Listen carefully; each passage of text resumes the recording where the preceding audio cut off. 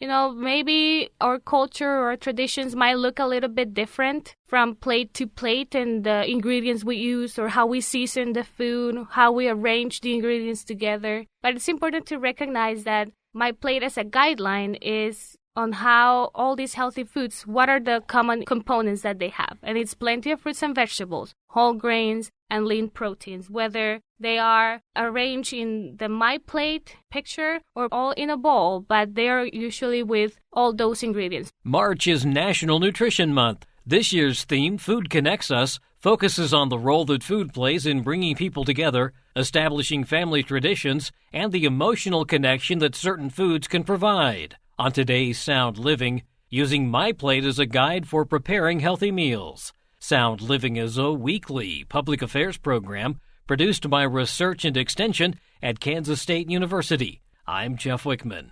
K-State's Priscilla Brenes, a nutrition and wellness educator for K-State Research and Extension, says the Academy of Nutrition and Dietetics National Nutrition Month helps Americans focus attention on the importance of eating a variety of healthy foods. Priscilla, National Nutrition Month, an opportunity to talk about things that we can make in terms of choices for developing healthy eating habits, also being physically active as well. And as part of that, the theme this year is Food Connects Us, and I think we all understand that, going through potlucks at work and all of the holidays and things like that. So there is kind of that connection between food and just getting together. Yeah, I think it's important to understand that nutrition is just not the food we eat. It's not just what we put into our bodies. Like somebody prepared it, that's a connection there. We may eat with somebody else, there's a connection there.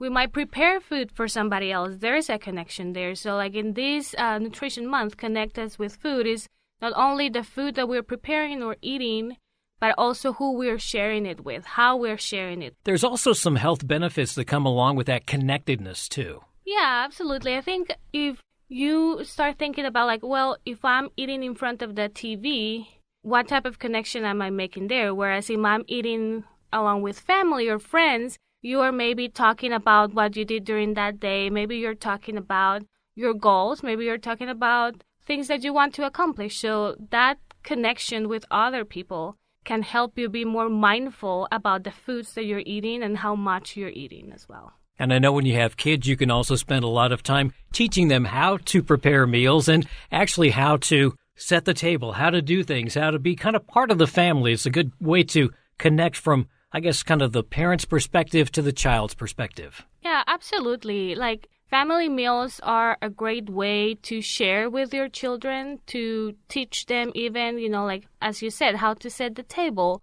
or what are the ingredients in the food that they are putting on the table.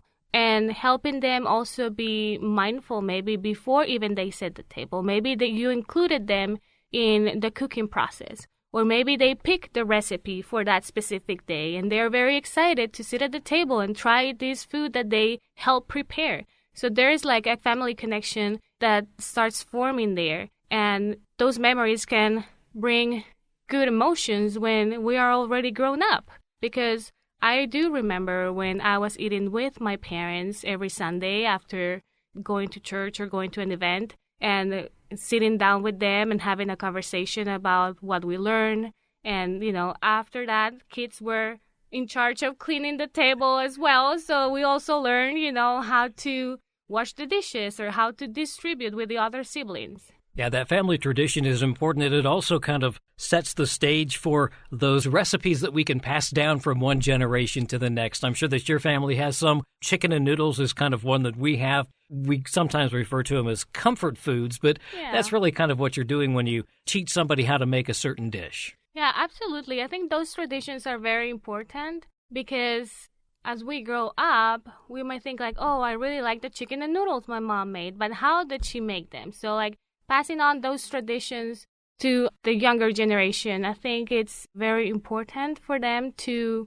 connect with the person that taught them and also connect with food in the sense that, food is not just, as I said before, not only the, like the nutrients that we're eating, but also like those connections. Because sometimes we eat things when we feel a certain way, and it's important to identify what those feelings are and what those foods are, because sometimes we may feel very happy and remember our family and maybe we are eating more fruits and vegetables that day because we're feeling, like more connected to our big family meal that had more salad on the table. But there might be days that we might feel not as happy, that we might turn to other types of foods. And I think it's important to recognize what those foods are and why are we feeling connected to those foods. Yeah, when we look at this being a nutrition month, nutrition is really at the forefront, and that kind of gets back to MyPlate and some of the other things that we talk about through extension. But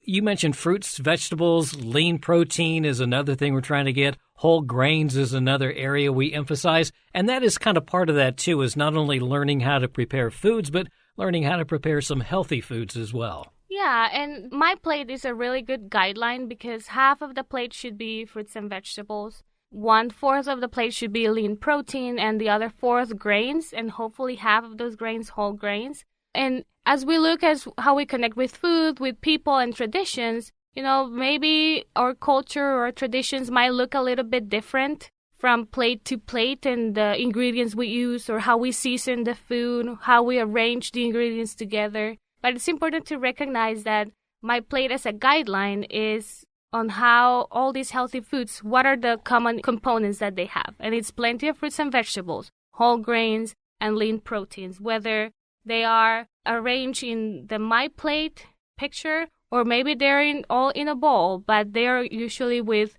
all those ingredients, plenty of fruits and vegetables, lean proteins, and whole grains. You bring up a good point because sometimes we only have certain foods when we dine out. We might do Mexican one night, but we don't fix it at home very often. We might do Italian, we might do something else. But really learning how to make some of those other foods is kind of important too. Yeah, absolutely. And it comes back to the mindfulness part. Because when we go out to a restaurant, we get these foods and they taste delicious. But then when we try to prepare them, we can make connections of the types of fats that are in that dish, the types of grains. Are they whole grains? Are they non-whole grains? The types of vegetables, how much vegetables are in that food as we are preparing it. And I think it's important that if we understand how food is prepared, like what ingredients come into that food, it also opens up the possibility of us to add more nutrition to it. Instead of, taking out, we're adding more nutrition. What other vegetables can I add to that specific food that will make it more nutrition or will increase the fiber?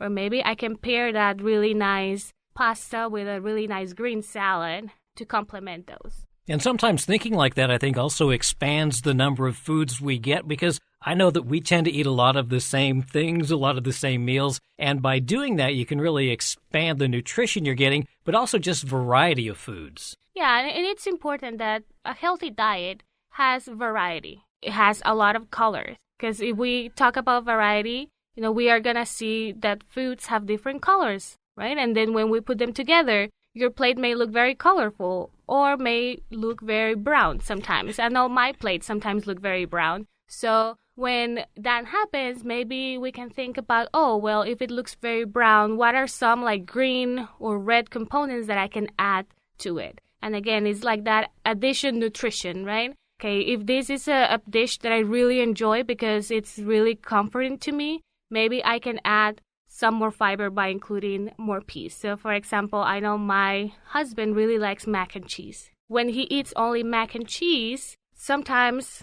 there are some digestive issues, but when he adds peas and green beans to it, those digestive issues, are not as prominent. That is like addition nutrition, right? We're adding fiber to that food that we really enjoy that may be really high in fat, maybe really high in sodium. But if we add more nutrients to it, like fruits or vegetables, we can decrease the amount of fat, we can decrease the amount of salt because we're eating more fruits and vegetables with it. Activities that people could think about doing this month, what are some things that maybe they could try? Well, it depends. So like if you are at home, maybe you can try to eat more meals together with your family. If you like to cook, or even if you cook just one time a week, maybe one person in your family can pick one recipe per week.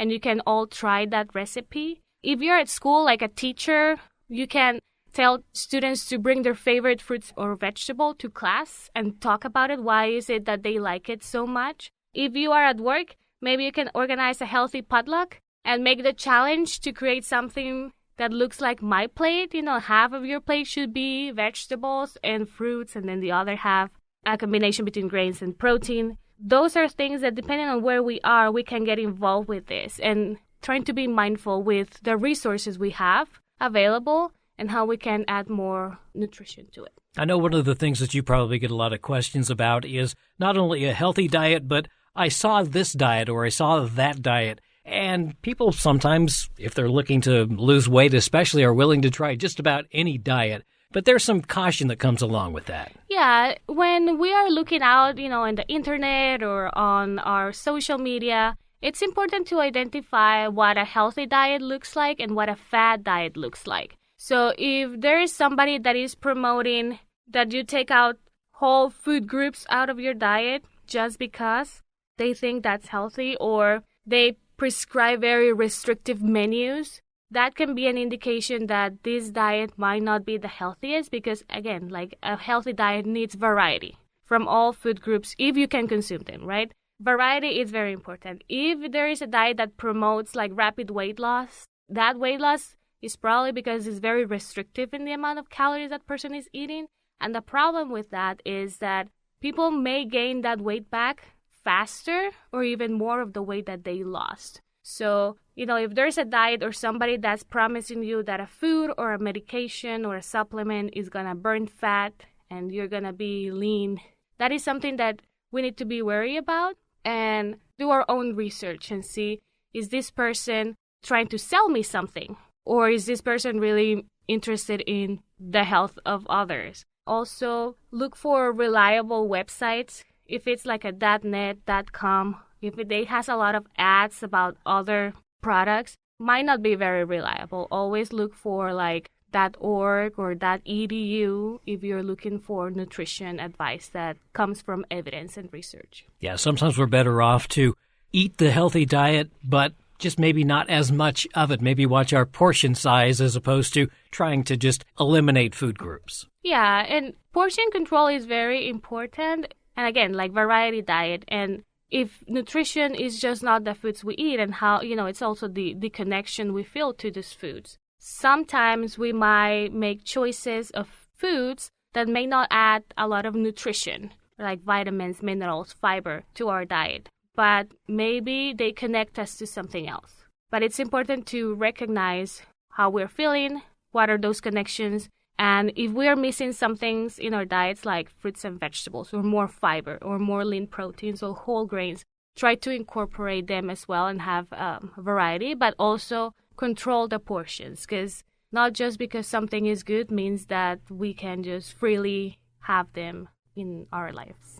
Maybe track those snacks as well, because sometimes that's where we kind of run into problems is some of the snack foods. Yeah, and with this Nutrition Month, one of the things that they recommend is that, you learn how to cook or like learn how to put healthy meals together. And sometimes if we are working a lot, if we have children, we don't have a lot of time to buy and cut the food ourselves and prepare it. So one good thing is that now, if it's in your means, you can buy pre-cut fruits and vegetables and have them as snacks. So if you have more availability in your refrigerator of healthy snacks, you're more likely to reach for those than the pantry that maybe we have the cookies and the chips and all these other shelf-stable, ultra-processed foods. A lot of things to think about. And as you mentioned, MyPlate is a good place to start. And if you just have more questions, you can always check in with your extension office,